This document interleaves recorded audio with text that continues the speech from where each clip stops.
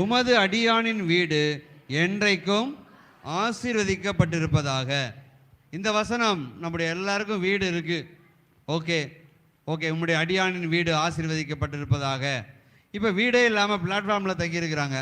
அவங்க வசித்தாங்கன்னா அவங்களுக்கு வீடே இல்லையா? அப்போ வீடு என்பது எதை குறிக்கிறது? வீடு என்பது நீங்கள் தங்கியிருக்க வீட்டை குறிக்கவில்லை. உமது அடியானின் வீடு, என்னுடைய வீட்டார் சொல்கிறோம். என்ன சொல்கிறோம்? என்னுடைய வீட்டார் அப்படின்னா மை ஃபேமிலி. அப்போ வீடு என்பது எதை குறிக்கிறது? எல்லாம் சொல்லுங்க. வீடு என்பது எதை குறிக்கிறது? ஃபேமிலி.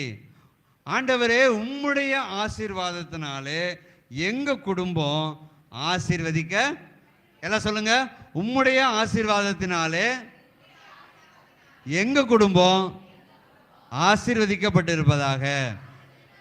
அப்போ உம்முடைய ஆசீர்வாதம் நமக்கு இன்னைக்கு நிறைய பேருக்கு வீட்டில் இப்போ போனால் நிறைய ஆசீர்வாதங்கள் இருக்கு. அதெல்லாம் தேவனிடத்திலிருந்து வந்ததா என்பது தெரியாது. அப்போ உம்முடைய ஆசீர்வாதத்தினால என் வீடு என்றென்றைக்கும் நிறைந்திருக்க வேண்டும் என்று தேவன் விரும்புகிறார். அப்போ வீடும் ஆசீர்வாதமாக இருக்க வேண்டும், வீட்டில் உள்ளவர்களும் ஆசீர்வாதமாக இருக்க வேண்டும். ஒரு வீடு ஆசீர்வாதமாக இருக்க வேண்டும் என்றால் முதலாவது தேவையானது எது? முழிக்கிறீங்க. கடவுள் வந்து கேட்குறாரு, உன் வீட்டை நான் ஆசீர்வதிக்க விரும்புகிறேன்ப்பா, உனக்கு என்னப்பா வேணும் அப்படின்னா என்ன சொல்லுவீங்க? ஃபஸ்ட்டு முழு முழுங்கீங்கள. ஆனால் கேட்டால் கண்டிப்பாக சொல்லுவீங்க, ஆண்டவரே பீரோவை திறந்தா கொட்டணும் ஆண்டவரே. இப்போ என்ன கேஷாக வேணுமா கோல்டா? கேஷ் எல்லாம் வேணாம் ஆண்டவரே, கோல்டாவே கொட்டட்டும் ஆண்டவரே. எங்கே போனாலும் அப்போ ஒரு மனிதனுக்கு தேவனுடைய ஆசீர்வாதம் என்பது என்ன நான் சொல்கிறேன். உங்கள் குடும்பத்தில் எல்லாரும் ரட்சிக்கப்பட்டிருந்தாங்கன்னா அதுதான் மிகப்பெரிய ஆசீர்வாதம். கரங்களை தட்டி கர்த்தரை மேம்படுத்தலாமா? ஆண்டவரை ஏற்றுக்கொண்டு சபைக்கு வராங்களா? உங்கள் குடும்பத்தில் ரட்சிக்கப்பட்டாங்க. கரங்களை தட்டி கர்த்தரை மேம்படுத்தலாமா? ஆண்டவரை ஏற்றுக்கொண்டேன், சபையை அட்டன் பண்ணலன்னா அது ரட்சிக்கப்படலை. என்னதான் வீட்டில் உட்காந்து தலைகீழ ஜெபம் பண்ணாலும் சரி, ஆண்டவரை ஏற்றுக்கொண்டேன் ஆனால் சபை என்பது எனக்கு இல்லை. ஏன்னா சபை என்பது ஒரு ஃபேமிலி. இப்படி உங்களுடைய அடியானின் வீடு ஆசீர்வதிக்கப்பட்டிருப்பதாக. வீடுன்னு என்ன சொன்ன? ஃபேமிலி. வீடுன்னு என்னது? சபையும் ஒரு ஃபேமிலி தான். தேவன் சபையை ஆசீர்வதிக்க விரும்புகிறார் அப்படின்னா அந்த பில்டிங் இல்லை, சபையில் உள்ள ஒவ்வொரு குடும்பத்தையும். இப்போ தேவன் உங்கள் வீட்டை ஆசீர்வதிக்க விரும்புகிறார் அப்படின்னா உங்கள் வீட்டில் 8 பேர் இருக்கீங்களா, 4 பேர் இருக்கீங்களா, 4 பேருமே ஆசீர்வதிக்கப்பட வேண்டும் என்று தான் தேவன் விரும்புகிறார். Because God likes family. இந்த ஃபேமிலி அப்படின்ற கான்செப்டை யார் உருவாக்குனா? முத ஆண்டவர் தான். யாரை படைத்தார்? ஆதாமை படைத்தார். ஆதாமை படைத்து ஒன்று சொன்னார், மனிதன் தனிமையா இருப்பது அப்படின்னா என்ன அர்த்தம்? தனியாக இருந்தேன்னா அது வேஸ்ட்டு, குடும்பமாக மாற்றணும் அப்படின்னு சொல்லிட்டு தான் ஏவாள் என்ன செய்கிறார்? படைக்கிறார். அப்போ குடும்பம் எந்த ஒரு மனிதனையும் தேவன் தனியாய் அவனை மட்டும் ஆசீர்வதிச்சிருக்காரா? சொல்லுங்க பார்க்கலாம். அவனை ஆசீர்வதித்திருக்காரா? அவனை குடும்பத்தை ஆசீர்வதித்திருக்காரா? நீங்கள் யாரனாலும் சொல்லுங்க. பைபிளில் ஒரு மனிதன், தனி மனிதன் வந்து தேவன் ஆசீர்வதிக்க விரும்பவில்லை, அவன் குடும்பத்தையே தான் ஆசீர்வதிக்க விரும்புகிறார். நீங்கள் நல்லா பார்த்தீங்கன்னா ஆபிரகாமை எடுத்துக்கொள்ளுங்கள். ஆதியாகமம் 12:1. கர்த்தர் ஆபிரகாமை நோக்கி, இப்ப ஆபிரகாமை நோக்கி கர்த்தர் சொல்றாரு, நீ உன் தேசத்தையும் உன் இனத்தையும் உன் தகப்பனுடைய வீட்டையும் விட்டு புறப்பட்டு நான் உனக்கு காண்பிக்கும் தேசத்துக்கு போ. இப்ப என்ன சொல்றாரு? தகப்பனுடைய வீடுன்னு என்ன சொன்ன? ஃபேமிலி. இப்ப அவங்க தகப்பன் இறந்து போயிட்டாரு. இப்ப இருக்கிறது ஆபிரகாமுடைய மனைவி சாரால், அதுக்கப்புறம் ஆபிரகாமுடைய அண்ணன் பையன் லோத்துன்னு வச்சுக்கோங்க இருக்கிறாங்க. மீதி சொந்தம்லாம் இருக்கு. இப்ப தேவன் என்ன சொல்றாரு? ஆபிரகாமை நோக்கி, உன் தகப்பனுடைய வீட்டை விட்டு நீ என்ன செய்ய, நான் உனக்கு காண்பிக்கும் தேசத்துக்கு போ. அப்ப ஏன் அப்படி சொன்னாரு அப்படின்னா, அந்த ஃபேமிலி வேற, தகப்பனுடைய ஃபேமிலி வேற, ஆபிரகாமுடைய ஃபேமிலி வேற தான். என்னதான் கனம் கொடுத்து எது கொடுத்தாலும் ஃபேமிலி அப்படின்னு வரும் பொழுது கணவனும் மனைவியும் தான் என்னதான் ஒரு ஃபேமிலி. அதனால தான் தேவன் சொன்னார், இது முதல் தகப்பனையும் தாயையும் விட்டு பிரிந்து மனைவியோடே இசைந்திருப்பான் அப்படின்னு வேதம் சொல்லுது. அப்படின்னா விட்டு பிரிந்து அப்படின்னா என்னன்னா அவங்கள விட்டுட்டு போறதில்ல. விட்டு பிரிந்து அப்படின்னா என்ன அர்த்தம்னா அந்த ஃபேமிலி என்னாச்சு, அது இது ஒரு நியூ ஃபேமிலிப்பா அப்படின்றார். என்ன சொல்றாரு, நீ கல்யாணம் பண்ணிட்ட அப்படின்னா உன் ஃபேமிலி அது ஒரு நியூ ஃபேமிலி. தேவன் அதை ஆசீர்வதிக்க விரும்புகிறார். நீங்க ஜெபம் பண்ணலாம், எங்க அப்பா அம்மா ஆசீர்வதிங்க, அதான் அந்த ஃபேமிலி, அதுவும் ஃபேமிலி தான். ஆனா என்னைக்கு நீ கல்யாணம் பண்ணி பிள்ளைன்னு ஆயிட்டாயோ உனக்கு தனியா என்னது, நீ தான் தனி ஃபேமிலி. கர்த்தர் உன்னை என்ன செய்கிறார், ஆசீர்வதிக்க விரும்புகிறார். 2வது வசனத்துல பாருங்களேன், என்ன சொல்லுகிறார், நான் உன்னை பெரிய ஜாதியாக்கி. பாருங்க ஆசீர்வாதம் எப்போ வருது, பெரிய பெரிய ஜாதினா என்ன, பிள்ளை, பிள்ளைக்கு பிள்ளை, உன்னை இப்படிலாம் மாற்றி தான் நான் உன்னை என்ன செய்ய போகிறேன், ஆண்டவரே என் கடமை எப்படி போனாலும் பரவாயில்ல, என் மனைவி எப்படி போனாலும் என்னை மட்டும் ஆசீர்வதிங்க ஆண்டவரே. உன்னை மட்டும் ஆசீர்வதிக்கனா மூஞ்ச திருப்பிட்டு போயிடுவார். உன்னை ஆசீர்வதிக்க விரும்பவில்லை, உன்னை பெரிய ஜாதியாக்கி உன்னை ஒரு ஃபேமிலியா மாற்றி உன்னை நான் ஆசீர்வதி பெரிய ஜாதியாக மாற்றுவேன். God wants to multiply. எதா இருந்தாலும் அவர் மல்டிப்ளை பண்ண விரும்புகிறார், பெருக்கம் அடைய வேண்டும். உன் குடும்பமா எல்லாவற்றிலும் பெருக்கம் அடைய வேண்டும். சிஸ்டர் சொன்னாங்க சாட்சி, நாங்கள் இப்படி இருந்தோம் இன்னைக்கு இப்படி வந்துட்டோம், கர்த்தர் எங்களை உயர்த்தி இருக்கிறார். மல்டிப்ளை ஆயிருக்கா இல்லை வேற கம்மி ஆயிருக்கா சொல்லுங்க. எத்தனை பேர் குடும்பம் மல்டிப்ளை ஆயிருக்கு கர்த்தரை ஏற்றுக்கொண்டு? மல்டிப்ளை ஆசீர்வாதத்தில்,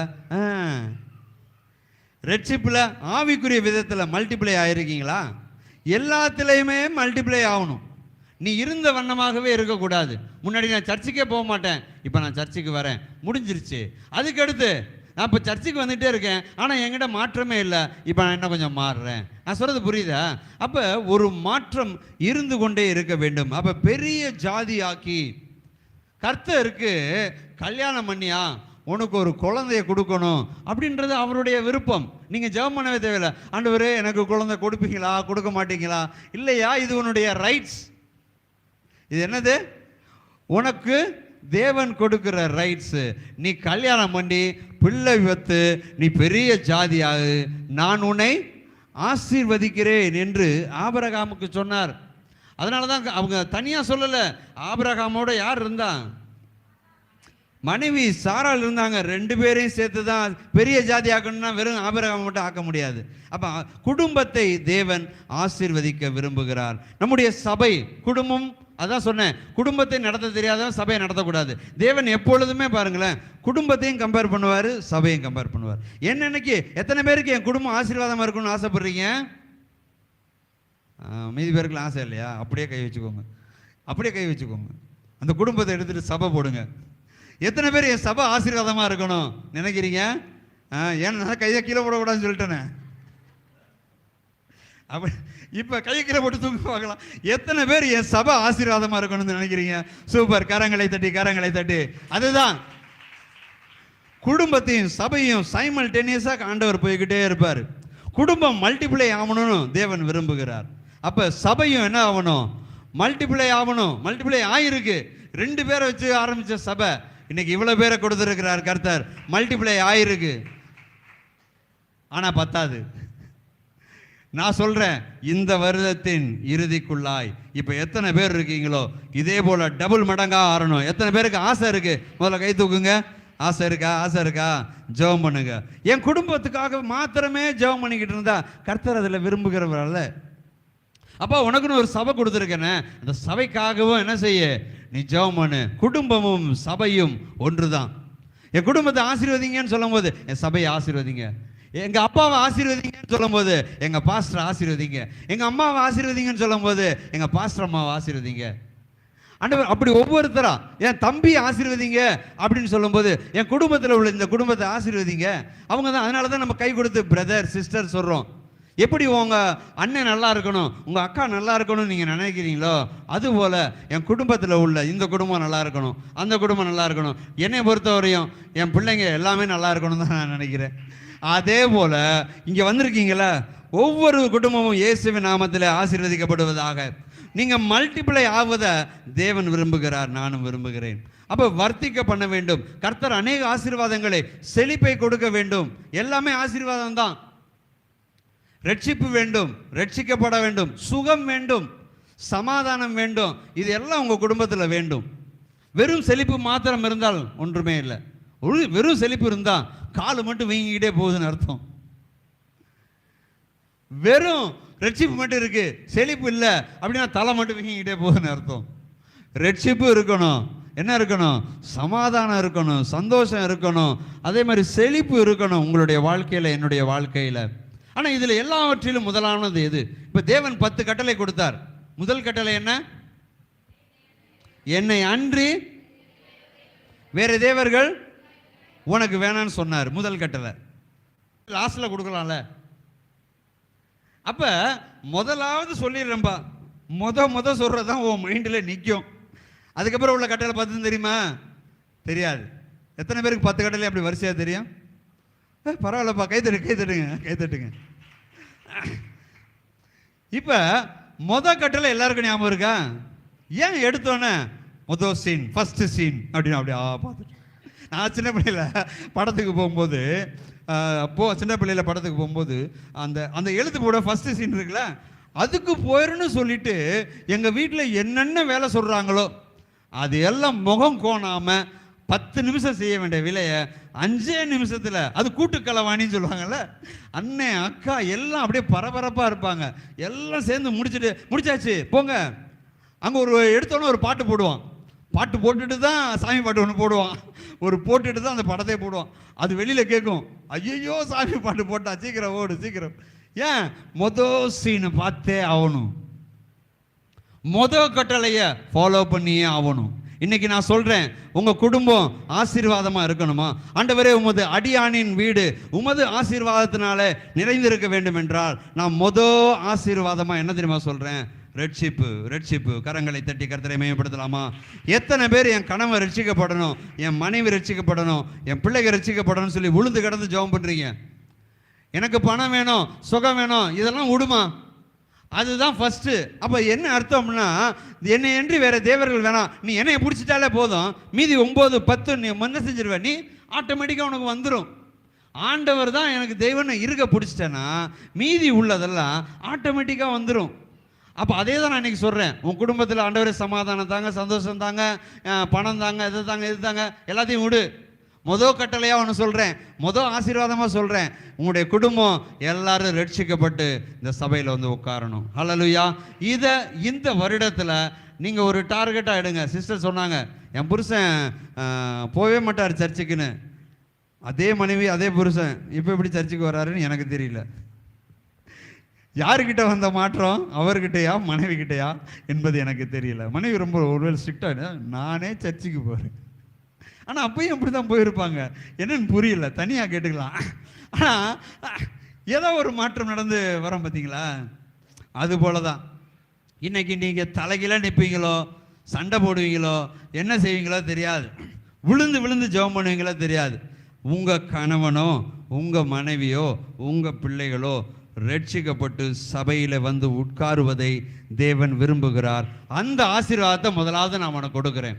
அது வந்துருச்சுன்னா ஆட்டோமேட்டிக்காக அடுத்து தேவன் கொடுத்து கொண்டே இருப்பார். இதுதான் தேவனுடைய சித்தம். மல்டிப்ளை ஆகணும், நீங்க பெருக வேண்டும் என்பதுதான் அவருடைய ஆசை. ஆனா பிசாசுக்கு ஒரு ஆசை இருக்கிறது. பிசாசுடைய ஆசை என்ன? Division. God wants to multiply, devil wants to divide. அதனால தான் பாருங்க, தேவன் ஆதாம் ஏவாள் ஒன்னா இருந்தாங்க, சூப்பரா இருந்தாங்க. பிசாசு போய் ஏவாள்கிட்ட பேசி முத ஆண்டவரையும் ஆதாம் ஏவாளையும் பிரிச்சது யாரு? பிசாசு தானே பிரிச்சான், இல்ல ஏவாளா? பிசாசு தான் பிரிச்சு விட்டானா? நல்லா யோசிச்சு சொல்லுங்கம்மா, கதை தெரியும்ல. ஆண்டவரையும் என்ன ஆதாம் ஏவாளையும் பிரித்தது பிசாசா ஏவாளா? பிசாசு தான் பிரிச்சுச்சா? பிசாசு என்ன சொன்னுச்சு? சொன்னுச்சு. பிசாசு சொன்னுச்சு, இங்க போ. இப்ப நான் சொல்றேன், போ இந்த மாடியிலேருந்து கீழே குதி அப்படி நான் சொல்றேன். நீங்க குதிச்சிடுறீங்க. நீங்க ஆனா குதிச்சா என்ன ஆகும் தெரியும் உங்களுக்கு? குதிச்சா என்ன ஆகும் தெரியுமா தெரியாதா? தெரியும். குதிப்பீங்களா? குதிக்க மாட்டீங்களா? குதிக்க மாட்டீங்க. அப்படியே நீங்க குதிச்சீங்கனாலும் உங்களுக்கு தெரியும் கீழே வந்து அடிபடணும். குதிச்சிக்கிட்டு ஏன் மேல பழி போடுவீங்களா? சொல்லுங்கப்பா. பூராத்தையும் தூக்கி பிசாசு தலையில கட்டினா என்ன? ஆண்டவர் சொல்லிட்டாரு, அப்பா இந்த பழத்தை புசிக்காத, புளிச்சா மேல மாடியிலேருந்து குதிக்காத, குதிச்சா கை கால் உடஞ்சிரும்பா அப்படின்னு சொல்லிட்டு உங்க அப்பா போயிட்டாரு. இப்ப நான் வரேன், நீ குதி, உனக்கு ஒன்றும் ஆகாது அப்படின்னு, நீ குதிச்சாதான் நல்லா இருப்ப அப்படின்னா நீ உடனே குதிச்சிருவியா? அப்படியே குதிச்சாலும் ஏன் மேல பழி தூக்கி போடுவியா? நான் யாரோப்பா? அவர் உங்க அப்பா. நான் யாரோ ஒருத்தன், எனக்கு தெரியவே தெரியாது. நான் சொல்றதை கேட்டு நீங்க செய்வீங்களா? அப்பா சொல்றதை கேட்டு செய்வீங்களா? அங்க அவ ஏவாள் செய்யல. இன்னொன்னு கேட்கிறேன், அவ என்ன சாப்பிட்டா சொல்லுங்க? நன்மை தீமை அறியத்தக்க கனி, பழம் சாப்பிட்டது தப்பா? உங்க பிள்ளைகிட்ட சொல்லிட்டு போறீங்க, இந்த பழத்தை சாப்பிடாதன்னு போறீங்க, மீறி அந்த பிள்ளை சாப்பிட்டுருச்சு, பழம் சாப்பிட்டது ஒரு தப்பா அப்படி நீங்க நினைக்கலாம். ஆனா ஆண்டவர் அதை சொல்லல. கீழ்ப்படியாமை. கரங்களை தட்டி கர்த்தரை மேம்படுத்தலாமா? கீழ்ப்படியாமை தான் இந்த உலகத்தில் வந்த முதல் பாவம். பழம் சாப்பிட்டது இல்லை, அதை விட மேலானது என்னது? கீழ்ப்படியாமை. தேவன் வெறுக்கிறது என்ன தெரியுமா? கீழ்ப்படியாமை. அவருடைய சத்தத்திற்கு கீழ்ப்படிந்து உடனே அதை செஞ்சா அவருக்கு ரொம்ப பிடிக்கும். அவர் உடனே அவனை என்ன செய்கிறார்? ஆசீர்வதிக்கிறார். அப்ப பிசாசு உங்களை கர்த்தரிடத்திலிருந்து பிரிக்கிறான். உங்களை பிரிவினை உண்டாக்குறவன் பிசாசு.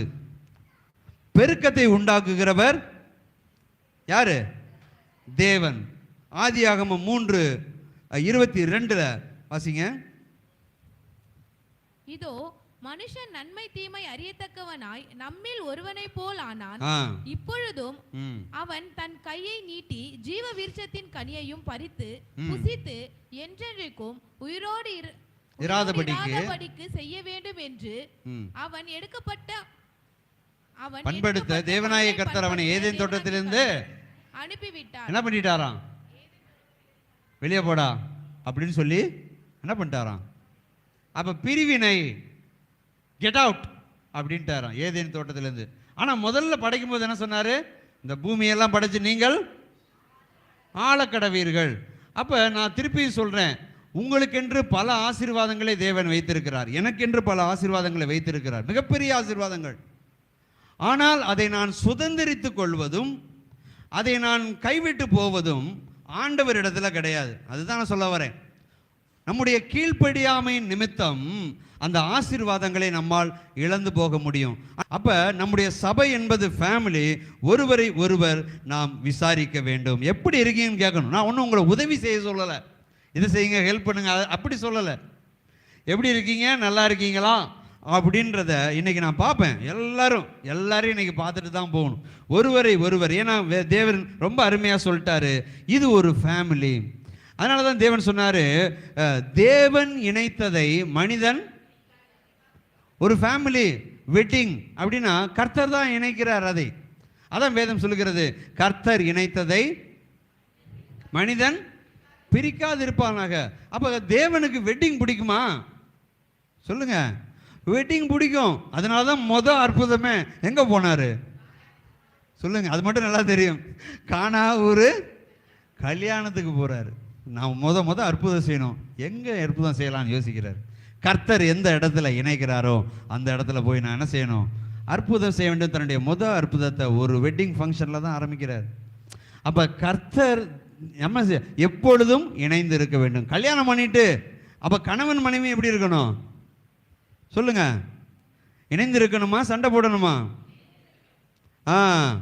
குடும்பம் ஒற்றுமையாக இருந்தால்தான் தேவன் உங்களை ஆசீர்வதிக்க முடியும். எல்லாம் பக்கத்தில் நான் சொன்னதை சொல்லுங்க.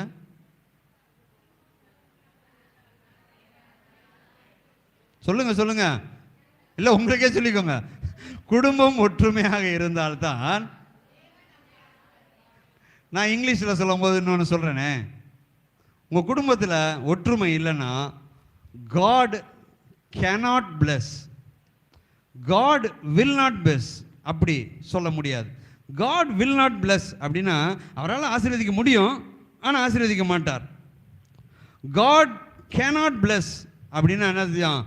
அவரே நினைச்சாலும் அவரால், சொல்லுங்க, அவரே நினைச்சாலும் அவரால் ஆசீர்வதிக்க முடியாது. He cannot bless if you are not united. கணவன் மனைவிக்குள்ள, ஒரு குடும்பத்திற்குள்ள சண்டை வந்து கொண்டே இருந்தா நீ அடுத்த லெவலுக்கே போக முடியாது. இப்போ அநேக பேர் பார்த்துருப்போம், இந்த வீடியோ கேம்லாம் பார்ப்போம் இல்லையா? நான் இத்தனை வருஷம் சர்ச்சுக்கு வரேன், வீடியோ கேம் பார்த்துருக்கீங்களா? பார்த்துருக்கீங்க. அதில் போவோம், அப்படியே போகும், அப்படி ஜம்ப் பண்ணும், டக்குன்னு கீழே விழுந்தோன்னா செத்து போயிடும். லைஃப் ஒன்று, அடுத்து திருப்பி ஃபஸ்ட்லேருந்து வருமா? ஃபஸ்ட்லேருந்து வரும், டக்குன்னு விழுந்து என்ன ஆயிரும்? செத்து போயிடும். மூணாவது, இதான் லாஸ்ட்டு, டக்குன்னு வந்து திருப்பி விழுந்து செத்து போயிடும் ஒருத்தனுக்கு. இன்னொருத்தர் என்ன பண்ணுவான்? டக்குன்னு போய் டக்குன்னு ஜம்ப் பண்ணி அடுத்து வெளியே போய் செகண்ட் லெவலுக்கு போயிடுவான். அது மாதிரி தான் இன்றைக்கி நிறைய குடும்பம் இப்படியே போகுது, சண்டை போட்டு கீழே விழுந்துருது, திருப்பி வா, திருப்பி அப்படியே லெவல், சண்டை போட்டு டொங். எத்தனை லைஃப் கொடு? 3 லைஃப், அவ்வளோதான், கேம் முடிஞ்சு போச்சு, அடுத்து புது கேம் தான் ஆரம்பிக்கணும். அப்போ ஆண்டவருக்குள்ள நீ இப்படியே போய் இப்படி இந்த லெவலுக்குள்ளேயே இருக்கணும் தேவன் விரும்பலை. நீ அடுத்த லெவலுக்கு போகணும் விரும்புகிறாரு. நீ அடுத்த லெவலுக்கு போகணுனால உன் குடும்பத்தில் முதல்ல சண்டை இருக்கக்கூடாது, ஒற்றுமை இருக்க வேண்டும், ஒரு மனம் இருக்க வேண்டும். ஒரு மனம் இல்லை, அதனால தான் தேவன் சொன்னார், எங்கே 2 பேர் 3 பேர் என் நாமத்தினாலே ஒரு மனப்படுகிறீர்களோ அவர்கள் மத்தியில தான் நான் வாசம் பண்ணுவேன். கரங்களை தட்டி கர்த்தரை மேம்படுத்தலாமா? அப்போ ஒற்றுமை இல்லாத குடும்பத்தில், சண்டை உள்ள குடும்பத்தில் தேவனால் உள்ளே வர முடியாது. God cannot bless, God will not bless சொல்லலை. God அவரே நினைச்சாலும் மாற்ற முடியாது. ஏன்னா அவர் ப்ரோக்ராம் பண்ணி வச்சுட்டாரு. என்னன்னா இதெல்லாம் செஞ்சனா எல்லாமே பைபிளில் கொடுத்துட்டு ப்ரோக்ராம் பண்ணி வச்சுட்டாரு. ஆட்டோமேட்டிக்காக நீ இதை ஃபாலோ பண்ண அடுத்த லெவல், இதை ஃபாலோ பண்ண அடுத்த லெவல். பாருங்க, பல லெவலுக்கு, ஒருத்தன் 8 லெவல் 9 லெவல் போயிடுவான். ஒருத்தன் ஃபர்ஸ்ட் லெவல்லே இருப்பான், இந்த கேமே எனக்கு பிடிக்கலங்க அப்படின்னு அதை விட்டுருவான். அதுபோல தான் என்னங்க கடவுள் தானே, எனக்கு கடவுளே பிடிக்கலங்க, போகிறதுனா போ, உனக்கு கேமை விளையாட தெரியலையே. முதல்ல ஒற்றுமை வேண்டும். ஒற்றுமை, சமாதானம், சந்தோஷம் குடும்பத்தில் இருந்தால் தான் அடுத்த லெவலுக்கு போகும். ஏன்னா God likes family. ஃபேமிலி, வீட்டார் அப்படின்னா வீட்டார் அதையும் சொல்லிட்டாரு, உன் வீட்டாரே உனக்கு. நீங்கள் சண்டை போட்டதெல்லாம் இந்த வாரத்தில் எத்தனை பேர் சண்டை போட்டீங்க அப்படின்னு நான் கேட்க மாட்டேன், தயவு செய்து கை தூக்கிறாதீங்க. ஆனால் எத்தனை பேர் சண்டை போடலை அப்படின்னு மட்டும் கேட்குறேன். எப்படி லெவல் 1 தாண்ட மாட்டேங்குது அப்படின்னா ஒரு உறுதி எடுங்க. உறுதி எடுத்து இந்த லெவல் 1 நான் தாண்டணும்னா முதல்ல என் குடும்பத்தில் சண்டையை நிறுத்தணும். அதனால தான் வேதம் சொல்லுகிறது, வாக்குவாதம் எழுமுன் அதை நீ என்ன செஞ்சிரு, சண்டை வந்து மதகை திறந்தது போலாம். தண்ணி இல்லாமல் மதகை திறந்து விட்டா எப்படி வரும்? எப்படி பார்த்துருக்கீங்களா? ஃபாஸ்ட்டாக வரும். அப்போ சண்டை என்பது ஒரு மதகை திறப்பது போல். இதற்கு இந்த மதகை திறக்கிறது அப்படின்றது என்ன அப்படின்னா வாக்குவாதம். அப்போ வாக்குவாதம் வந்துருச்சுன்னா போய் மதகை திறந்து விடுறன்னு அர்த்தம். அது திறந்து விட்டுட்டு அங்கேயே நின்று ஒன்றையும் அடிச்சுட்டு போயிடும் அப்படியே. அதெல்லாம் நீதிமொழிகள் ரொம்ப அருமையாக சொல்லியிருக்கு. அப்போ சண்டை என்பது மதகை திறப்பது போல், வாக்குவாதம், சண்டைக்கு முன்னானது வாக்குவாதம். வாக்குவாதம் வந்து தான் சண்டை வரும். அப்போ வாக்குவாதம் வரும்போதே நீ புரிஞ்சுக்கணும், மதகை பிசாசு திறக்க ட்ரை பண்ணுறான், வாயை மூடிட்டு போயிடணும். அந்த மதகை திறக்கவே முடியாது அவனால். அப்போ ஏன் கஷ்டங்க, சண்டை போடாமல் இருக்கிறது கஷ்டம் அப்படின்னா 1 நாள் இருக்கலாம், 2 நாள் இருக்கலாம், எப்படிங்க இருக்கிறது அப்படின்னா இன்றைக்கி ஒரு முடிவெடுங்க. 1 வாரம் என் குடும்பத்தில் சண்டை போடாமல், யாருக்கிட்டையும் சண்டை போடாமல் ஒரே 1 வாரம் வந்துட்டு அடுத்த வாரம் சாட்சி சொல்கிறேன். எத்தனை பேர் ட்ரை பண்ணுறீங்க? ட்ரை தாம்மா பண்ண சொன்னேன், நீ சாட்சி கூட சொல்ல வேணாம். எத்தனை பேர் ட்ரை பண்ணுறீங்க? என் குடும்பத்தில் சண்டை போடாமல் 1 வாரத்துக்குங்க. கையை தூக்குங்கப்பா. யார் ஒரு வாரத்துக்கு சண்டை போடாமல் உன்னால் இருக்க முடியாதா? நான் ரொம்பலாம் சொல்லலை, ஒரே ஒரு வாரம் சண்டை போடாமல். திருப்பியும் சொல்கிறேன், சண்டை வந்துச்சுன்னா அந்த வீட்டை தேவன் ஆசீர்வதிக்கவே முடியாது. அப்போ ஒரு வாரத்துக்கு முதல்ல ட்ரை பண்ணுங்கள். நீங்கள் வந்து என்கிட்ட கேட்கவே தேவையில்லை, ஏன்னா எல்லாம் பைபிளில் எழுதிச்சிட்டார், ப்ரோக்ராம் பண்ணி வச்சுட்டாரு. நீ இதை எதை செய்ய, டக்கு டக்கு டக்கு டக்குன்னு போயிட்டே இருப்ப. பாஸ்டர் எங்களுக்காக ஜெபம் பண்ணுங்க. ஜெபம் பண்ணுறது தப்பு இல்லை. ஜெபம் பண்ணிட்டு திருப்பி நீ சண்டை போட்டுக்கிட்டே இருந்தேன் நான் வீட்டில், தெரு பக்கத்து வந்தாலே உன்னை பற்றி என்ன பேசுகிறாங்க, உன் குடும்பத்தை பற்றி என்ன பேசுகிறாங்க. இந்த சண்டை உண்மையில் சொல்கிறேன், அதுதான் ஃபேமிலி ஒற்றுமையாக. அதான் சொன்னேன், God wants you to be united. Devil என்ன பண்ணுறான், டிவிஷனை கொண்டு வரான், பிரிவினையை கொண்டு வருகிறவன். எல்லாம் சண்டை போட்டு 2 பேரும் ஒன்றா உட்காந்துருப்பீங்களா? சண்டை போட்ட உடனே இது அந்த ரூமுக்கு போகும், இன்னொன்று வேற ரூம் போகும். ஏன்னா அப்போ தான் நீ மனுஷனாகவே இருக்க முடியும். 2ம் ஒரே ரூமில் இருந்தால் மிருகமாக தான் இருக்கும். அது சண்டை போட்ட உடனே பெட்ரு கற்றுக்கோங்க. இல்லைன்னா சண்டை வந்துருச்சா ஒரே ரூமில் இருக்காதீங்க, ஆளாளுக்கு ஒரு ரூமுக்கு போயிருங்க, சண்டையே வராது.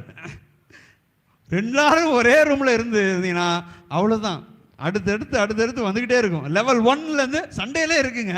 லெவல் 1, லெவல் 2, நீ அதில் தான் லெவல் 1, லெவல் 2, லெவல் 3, தெருமுனை வரையும் கேட்குது, லெவல் 4. அப்படிலாம் போகவே கூடாது. இன்னைக்கு உண்மையாக ஒப்பு கொடுங்க, கர்த்தர் பேசிக்கிட்டார் உங்கள்கிட்ட. திருப்பியும் சொல்கிறேன், சண்டை உள்ள குடும்பத்தை, ஒற்றுமை இல்லாத குடும்பத்தை தேவனால் ஆசீர்வதிக்கவே முடியாது. ஆண்டவரே உம்முடைய வீடு உமது அடியானுடைய, ஆண்டவரே உம்முடைய அடியானுடைய வீடு உம்முடைய ஆசீர்வாதத்தினாலே எப்பொழுதும் நிறைந்திருக்க வேண்டும் என்றால் தேவன் அதைத்தான் விரும்புகிறார். நீதிமான் எவன் ஒருவன் சண்டை போடாமல் அமைக்கிட்டு அப்படியே போயிடுறியோ நீ நீதிமான்.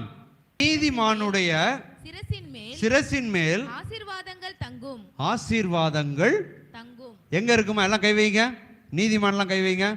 நீதிமானின் சிரசின் மேல் ஆசீர்வாதம் தங்கும். அப்ப நாம் போகிற இடமெல்லாம் அது ஆசீர்வாதமாக மாறும். கரங்களை தட்டி கர்த்தரை மேம்படுத்தலாமா? கர்த்தர் என்னை ஆசீர்வதிங்க இல்ல, நான் போகிற இடம் எப்படி இருக்கும்? ஆசீர்வாதமா இருக்கும். அப்படிதான் என்னால் சொல்ல முடியும். நான் ஒரு வீடு வாங்கிட்டு போனேன். அந்த வீட்டுக்கு முன்னாடி மிகப்பெரிய ஒரு குப்பை தொட்டி, 4-5 குப்பை தொட்டி. நான் வீட்டில் உட்காந்து சாப்பிட முடியாதுங்க, அவ்வளவு ஈக்கள் உள்ளே வரும். நானும் என்னென்னமோ போட்டு லைட்டாக கதவை திறந்துட்டா அவ்வளோ ஈ வரும். நான் போனோம், எங்கள் மனைவி போய் அதுக்கு ஆக்ஷன்லாம் எடுக்கலான்னு சொல்லிட்டு போனாங்க. அப்போ எல்லாரும் சொன்னாங்க, என்ன சொன்னாங்கன்னா, ஏங்க இப்படிலாம் ட்ரை பண்ணாதீங்க, 10 வருஷமாக நாங்கள் ட்ரை பண்ணுறோம், எங்கெங்கேயோ போயிட்டோம், இந்த குப்பை தொட்டியை மட்டும் எடுக்கவே முடியாது, அதற்கான வாய்ப்பே கிடையாது, பயங்கர எதிர்ப்பு வரும். ஆனால் வேதம் சொல்லுகிறது, நீதிமானின் சிரசின் மேல் ஆசீர்வாதம் தங்கும். அப்படின்னா நான் போகிற இடம் எப்படி இருந்தாலும் நான் போயிட்டேன்னா அந்த இடம் ஆசீர்வாதமாக மாறும். கரங்களை தட்டி கர்த்தரை மேம்படுத்தலாமா? போய் 10 நாள் நினைக்கிறேன் அந்த குப்பை தொட்டிக்கு சொன்னோடனே உடனே வந்து குப்பை தொட்டி அவ்வளோதையும் எடுத்தாங்க. எல்லாரும் ஆச்சரியப்பட்டாங்க, எப்படி இது, இத்தனை வருடமாக நாங்கள் போராட்டம் நடத்தணுமே, எங்களால் எடுக்க முடியல, நீங்கள் வந்தோடனே எடுத்துட்டீங்களே. கடவுளே என்னை ஆசீர்வதிங்க என்பது அல்ல, ஆண்டவரே நான் போகிற இடம் ஆசீர்வாதமாக மாறணும், நான் எங்கே கால் வைக்கிறேனோ அந்த இடம் ஆசீர்வாதமாக மாறணும். எனக்கு மாத்திரமல்ல, அநேகருக்கு அது ஆசீர்வாதமாக மாற வேண்டும். ஹல்லேலூயா. இன்னைக்கு சண்டையின் ஆவிகளை இயேசுவின் நாமத்தில் சபித்து அப்புறப்படுத்த போகிறோம். ஹல்லேலூயா. ஏன்னா லெவல் 1லேயே இருந்துகிட்டு இருக்கு சபை. இந்த லெவல் 2க்கு போகணும்னா உங்கள் குடும்பம் சண்டையை நிறுத்தணும், என் குடும்பம் சண்டையை நிறுத்தணும். ஹல்லேலூயா. பிரிவினைகளை கொண்டு வருகிறவன் பிசாசு. ஹல்லேலூயா. Praise the lord. நான் வாழ்ந்தாலும் உம்மோடுதான், நான் மரித்தாலும் உம்மோடுதான், நான் வாழ்ந்தாலும் உம்மோடுதான், நான் மரித்தாலும் உம்மோடுதான். உமக்காகத்தானே உயிர் வாழ்கிறேன், உம்மை தானே நேசிக்கிறேன், உமக்காகத்தானே உயிர் வாழ்கிறேன், உம்மை